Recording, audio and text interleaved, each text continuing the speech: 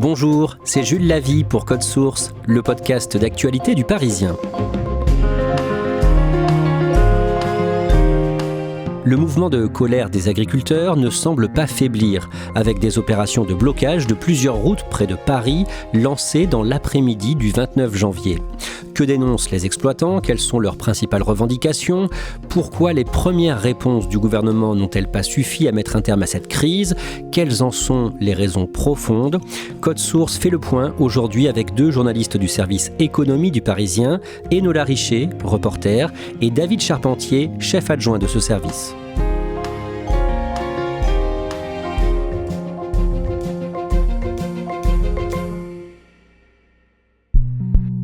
Enola Richer, le soir du mercredi 23 janvier, vous êtes dans les Pyrénées-Atlantiques, à Pau, sur le rond-point d'un accès à l'autoroute A64, rond-point tenu par des agriculteurs en colère. Parmi celles et ceux avec qui vous parlez, il y a un certain Chariton, c'est son prénom. Est-ce que vous pouvez nous le présenter ? Chariton, c'est un éleveur bovin de 58 ans. C'est un personnage très typique. Il a un prénom basque, il a un béret basque avec des yeux bleu perçants et il parle avec ses mains de manière très animée. Il tient une exploitation à La Seube dans le Béarn, qui est dans la famille depuis plusieurs générations. Et il est très renseigné sur les enjeux géopolitiques qui entourent toutes les questions agricoles, tout ce dont ils débattent là sur le terrain. Et justement, lui, il parle beaucoup des importations étrangères. Ça le touche directement?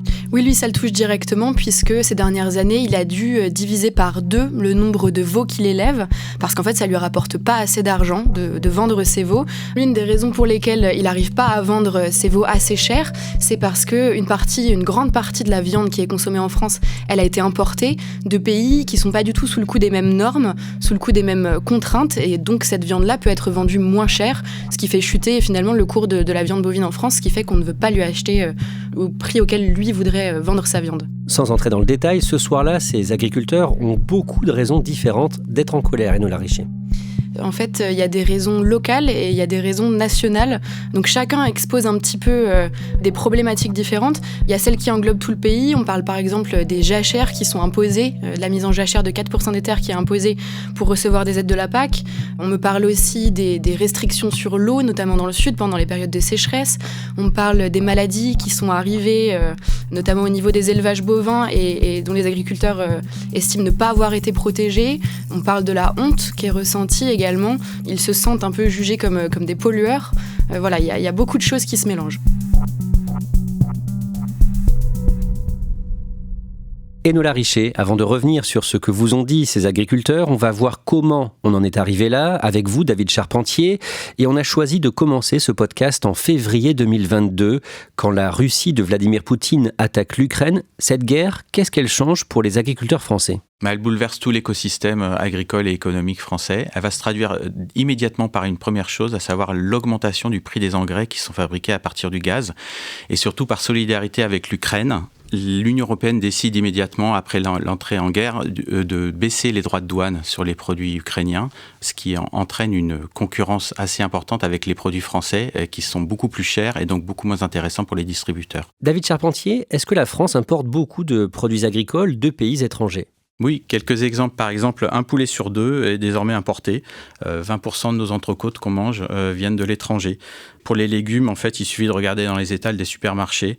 On importe 40% des fruits, 60% des légumes. Sur ce terrain, d'un mot, il y a aussi un projet d'accord de libre-échange qui inquiète, accord entre l'Europe et les pays du Mercosur, notamment l'Argentine et le Brésil. Alors, c'est un accord qui a été signé en 2019 entre l'Union européenne et des pays d'Amérique du Sud. C'est un accord qui a été signé mais qui n'est toujours pas effectif. Et pourquoi ? Parce qu'en fait, à l'époque, on avait des doutes sur le Brésil et sur sa politique environnementale, le Brésil étant le premier pays en Amérique du Sud qui utilise des produits phytosanitaires. En fait, la crainte des agriculteurs français, c'est de voir arriver en Europe des fruits, des légumes moins chers, mais produits sans respecter les normes européennes. Dans l'Union européenne, l'activité agricole est organisée via la PAC, la politique agricole commune. De quoi s'agit-il ? Alors la PAC, c'est une politique de mise en commun des productions européennes. À l'époque, en 1962, quand elle est mise en place, elle permet de sortir de la guerre et de produire des fruits et des légumes quand on en a besoin. Et elle met en commun une production à l'échelle européenne. À ça s'associent des questions de financement. Il y a des aides à la PAC, c'est ça ? La France est la première bénéficiaire de ces aides. Elle touche actuellement 9 milliards d'euros par an. C'est là toujours la première bénéficiaire. Et depuis des années, notamment depuis 2019, cette politique agricole commune est plus contraignante avec les agriculteurs en matière d'environnement. Expliquez-nous ça. Oui, le virage du verdissement de la politique européenne est clairement assumé désormais. On veut moins de pesticides, on veut plus de jachères, c'est-à-dire qu'on veut des terres qui se reposent et qui ne produisent pas tout le temps. Et en fait, on veut aussi plus de prairies parce que ce sont des puits de carbone. Ces prairies absorbent le carbone. Donc à terme, en 2050, l'Union européenne vise la neutralité carbone. Autre évolution, David Charpentier, en septembre 2023 a été votée la suppression d'une aide sur le gasoil agricole. Ouais, le gasoil agricole, c'est un carburant qu'utilisent uniquement les agriculteurs pour leur engin, le tracteur, le tractopelle, etc. C'est un carburant qui bénéficie d'une fiscalité propre. Et cette fiscalité, le gouvernement a décidé de la modifier en augmentant petit à petit jusqu'en 2030 la taxe. Et c'est ce qui a un petit peu mis le feu aux poudres dans les campagnes.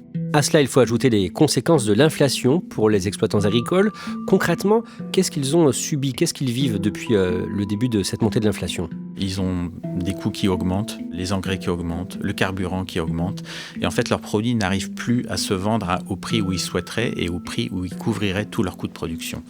Ils n'arrivent plus à vendre leurs produits suffisamment chers à l'agro-industrie ou aux hypermarchés.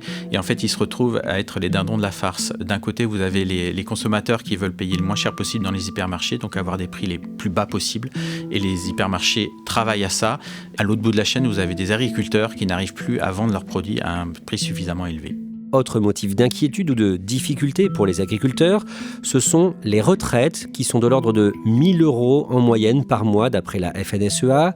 Au début de l'année 2023, une loi a été adoptée, loi censée permettre de relever leurs pensions, mais ça ne sera pas pour tout de suite. Non, ce ne sera pas pour tout de suite. Le gouvernement l'a promis pour 2026, mais dans les cortèges, on aimerait bien que cette loi soit mise en place.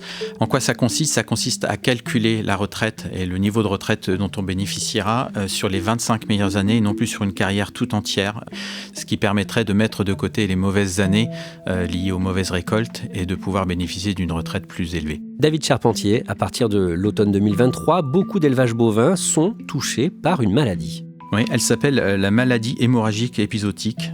Les vaches perdent leur veau, elles maigrissent, elles produisent moins de lait et souvent moins de viande aussi. Et c'est une maladie qui a beaucoup touché le sud-ouest. Des lésions autour des yeux, 200 kilos de perdus. Cette vache est atteinte par la maladie hémorragique épizootique. Dans cet élevage de Monin, 7 bovins sur 30 mères ont été contaminés. L'État s'est engagé à indemniser la valeur de perte des vaches mortes et les frais vétérinaires. Mais les éleveurs, en fait, se plaignent de ne pas toujours avoir été indemnisés. Et le premier point de blocage, il était dans une zone où cette maladie frappe énormément.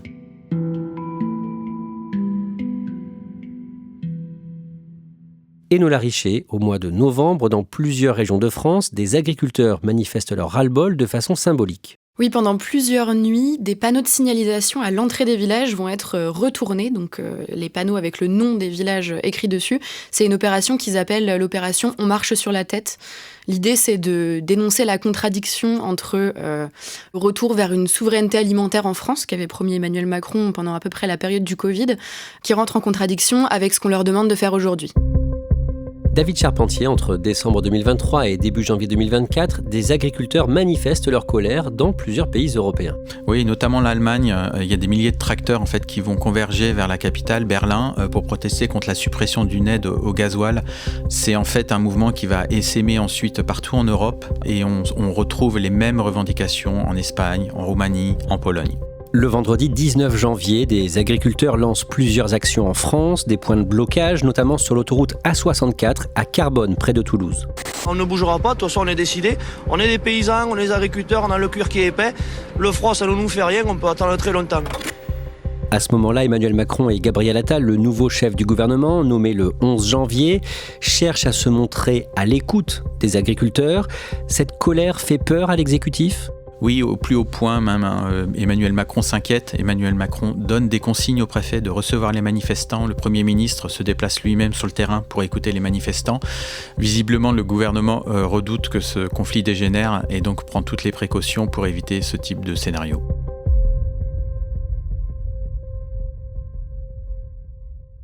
Bonjour Marc Fesneau. Bonjour. Vous êtes ministre de l'Agriculture et de la Souveraineté Alimentaire. Le dimanche 21 janvier, le ministre de l'Agriculture, Marc Fesneau, est l'invité de l'émission Le Grand Jury, sur RTL notamment, et il annonce le report d'une loi qui concerne l'agriculture. Expliquez-nous ça. Oui, le ministre de l'Agriculture avait prévu en milieu de semaine de présenter un projet de loi pour répondre en partie à la détresse des campagnes, mais ce projet de loi, il était dimensionné pour répondre à un point bien précis, c'était la reprise des exploitations familiales ou la succession. C'était pas assez dimensionné visiblement pour répondre à la détresse énorme qui est montée des campagnes, et donc il a décidé de reporter ce projet de loi. Le projet de loi devait être présenté la semaine prochaine. Vous voyez bien que pour adjoindre quelques mesures réglementaires, il y a quand même des sujets juridiques qu'il faut qu'on pose. Et l'objectif, c'est que dans le semestre 2024, le texte soit débattu à l'Assemblée nationale et au Sénat. Le lendemain, le lundi 22 janvier, le Premier ministre Gabriel Attal reçoit pendant 2 heures la FNSEA à Matignon. David Charpentier, que dit le leader de ce syndicat agricole, Arnaud Rousseau, après cette rencontre ? Alors, il est plutôt satisfait d'avoir été entendu. Il parle d'une oreille attentive du Premier ministre, mais manifestement, ça n'a pas suffi, puisque sur le perron de Matignon, le patron de la FNSEA appelle ses troupes à continuer les manifestations et à même les amplifier. Si longtemps que la réception par les agriculteurs des messages du Premier ministre ne sera pas optimum et acceptée, il n'y aura pas de levée des actions menées sur le terrain.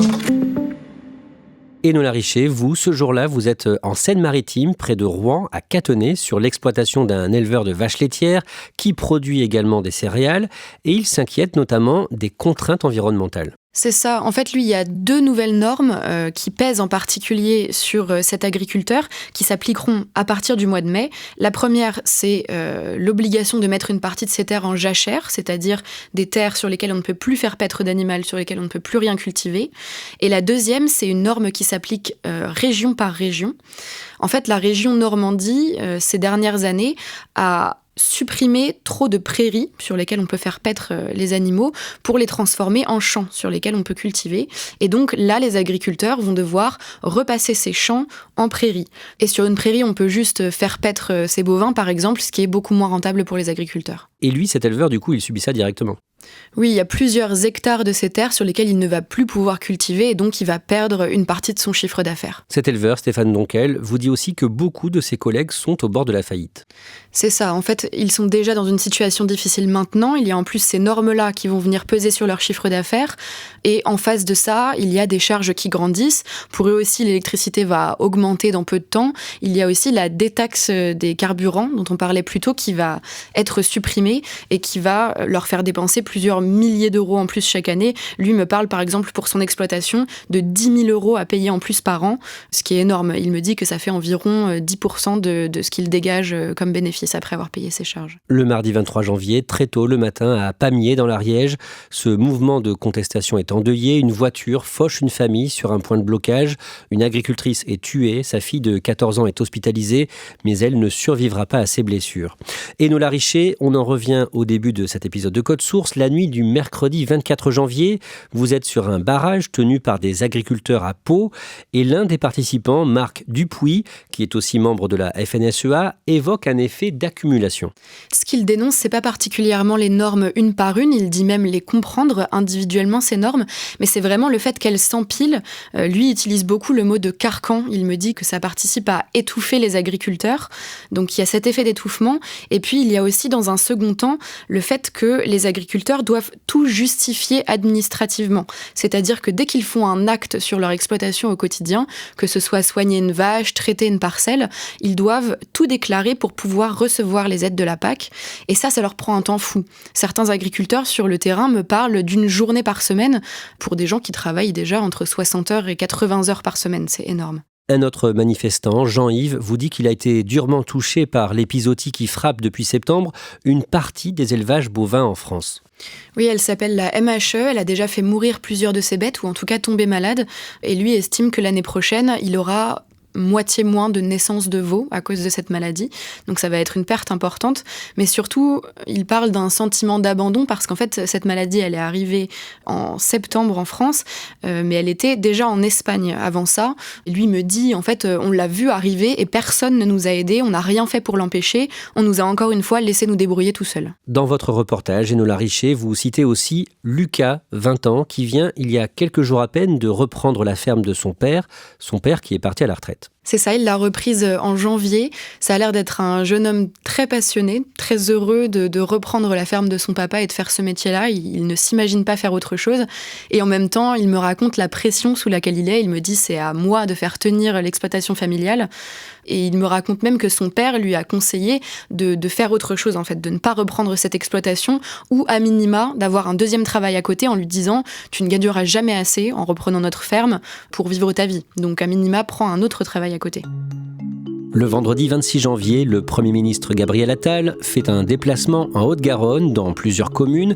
Il rencontre notamment l'un des leaders du mouvement de colère et il annonce plusieurs mesures pour aider les exploitants.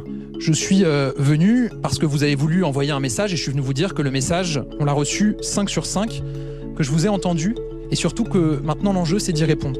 Quand il se déplace en Haute-Garonne, dans l'exploitation au pied des Pyrénées, il annonce immédiatement que la taxe sur le gazoil non routier n'augmentera pas, contrairement à ce qui avait été envisagé. C'était une des principales revendications du monde paysan. On va arrêter avec cette trajectoire de hausse sur le GNR. Je le dis de manière très claire. Il promet aussi des aides beaucoup plus importantes pour les agriculteurs qui sont victimes, et notamment les éleveurs qui sont victimes de la maladie hémorragique épizootique. Quant à la question des prix, Gabriel Attal a annoncé des sanctions lourdes contre 3 industriels de l'agroalimentaire qui ne respectent pas les lois Egalim sur les prix, qui garantissent un prix d'achat minimum pour les agriculteurs. Une partie des barrages ont été levés suite à ces annonces, mais le mouvement continue. La FNSEA et le syndicat des jeunes agriculteurs promettent de faire le siège de Paris à partir de l'après-midi du lundi 29 janvier, sans limite de durée. Il y a au total, selon le syndicat, une dizaine de points de blocage en France.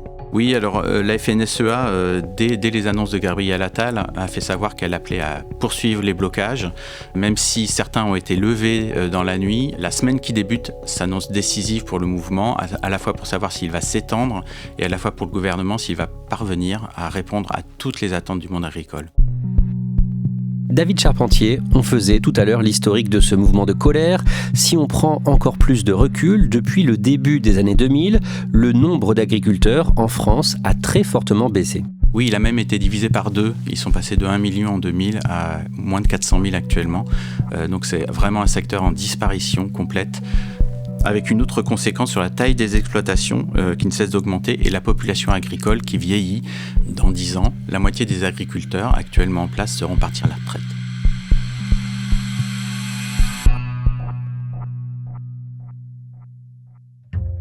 Merci à Enola Richer et David Charpentier. Code Source est le podcast d'actualité du Parisien. Cet épisode a été produit par Thibault Lambert et Clara Garnier-Amouroux. Réalisation, Julien Moncouquiol. Si vous aimez Code Source, parlez-en autour de vous. Laissez-nous un commentaire ou des petites étoiles sur votre application audio préférée. Vous pouvez aussi nous écrire à cette adresse, codesource@leparisien.fr. Code Source est un nouveau sujet d'actualité chaque soir du lundi au vendredi. Et le samedi, ne ratez pas Crime Story, le podcast de faits divers du Parisien.